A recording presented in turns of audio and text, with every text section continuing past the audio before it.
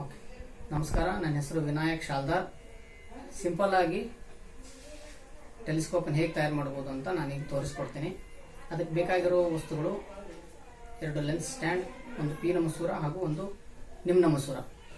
ಈ ಪೀನ ಮಸೂರವನ್ನು ನಾವು ವಸ್ತು ಮಸೂರವಾಗಿಯೂ ಈ ನಿಮ್ನ ಮಸೂರವನ್ನು ಅಕ್ಷಿ ಮಸೂರವಾಗಿ ಬಳಸ್ತೀವಿ. ಪೀನ ಮಸೂರದ ಸಂಗಮ ದೂರ ಹೆಚ್ಚಿಗೆ ಇರಬೇಕು ಹಾಗೂ ನಿಮ್ನ ಮಸೂರದ ಸಂಗಮ ದೂರ ಕಡಿಮೆ ಇರಬೇಕು.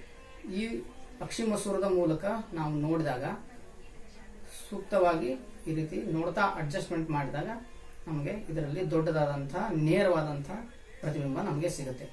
ಈ ರೀತಿಯ ಟೆಲಿಸ್ಕೋಪ್ ಅನ್ನ ಜಾನ್ ಲಿಪರ್ಶೆ ಅಂತಕ್ಕಂಥ ವಿಜ್ಞಾನಿ 1608ರಲ್ಲಿ ತಯಾರು ಮಾಡಿದರು. ಇದು ಭೌಮಿಕ ದೂರದರ್ಶಕ, ಅಂದ್ರೆ ಭೂಮಿಯ ಮೇಲಿರುವ ವಸ್ತುಗಳನ್ನ ಇದರ ಮೂಲಕ ನೋಡಲಿಕ್ಕೆ ಸಾಧ್ಯ ಆಗುತ್ತೆ. ಭೌಮಿಕ ದೂರದರ್ಶಕದ ಮೂಲಕ ವಸ್ತುವನ್ನೇ ನೋಡಿದಾಗ ಹೇಗೆ ವರ್ಧನೆ ಉಂಟಾಗುತ್ತೆ ಅನ್ನೋದನ್ನು ನಾವಿಲ್ಲಿ ನೋಡೋಣ ಅಂತ. ಅಲ್ಲೊಂದು ದೂರದಲ್ಲಿರ್ತಕ್ಕಂಥ ತೆಂಗಿನ ಮರಕ್ಕೆ ನಾವು ಈಗ ಫೋಕಸ್ ಮಾಡಿದ್ದೀವಿ. ಅದರ ಮೂಲಕ ನೋಡಿದಾಗ ನಮಗೆ ಈ ರೀತಿಯಾಗಿ ದೊಡ್ಡದಾದಂಥ ಪ್ರತಿಬಿಂಬ ಸಿಗುತ್ತೆ. ಈ ಒಂದು ಖಗೋಳ ದೂರದರ್ಶಕವನ್ನು ಹೇಗೆ ತಯಾರು ಮಾಡೋದು ಅಂತ ನೋಡೋಣ. ಇದಕ್ಕಾಗಿ ವಸ್ತು ಮಸೂರವಾಗಿ ಅದೇ ಪೀನ ಮಸೂರವನ್ನು ಬಳಸೋಣ. ಅಕ್ಷಿ ಮಸೂರವಾಗಿ ಕಡಿಮೆ ಸಂಗಮ ದೂರದ ಪೀನ ಮಸೂರವನ್ನು ಬಳಸಿದ್ರೆ ಸಾಕು.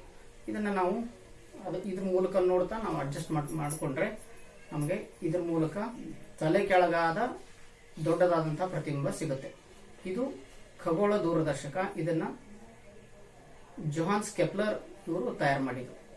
ಖಗೋಳ ದೂರದರ್ಶಕದ ಮೂಲಕ ವಸ್ತುವನ್ನು ನೋಡಿದಾಗ ಹೇಗೆ ಕಾಣುತ್ತೆ ಅಂತ ಇಲ್ಲಿ ನೋಡೋಣ. ನಾವಿಲ್ಲೊಂದು ಅದೇ ತೆಂಗಿನ ಮರಕ್ಕೆ ಫೋಕಸ್ ಮಾಡೋಣ. ಈಗ ತೆಂಗಿನ ಮರದಲ್ಲಿರ್ತಕ್ಕಂಥ ಕಾಯಿಗಳು ನಮ್ಗೆ ಕಾಣಿಸ್ತಿದೆ.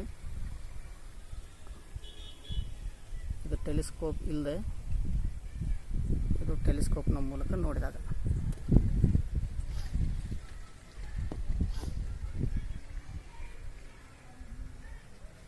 ಧನ್ಯವಾದಗಳು.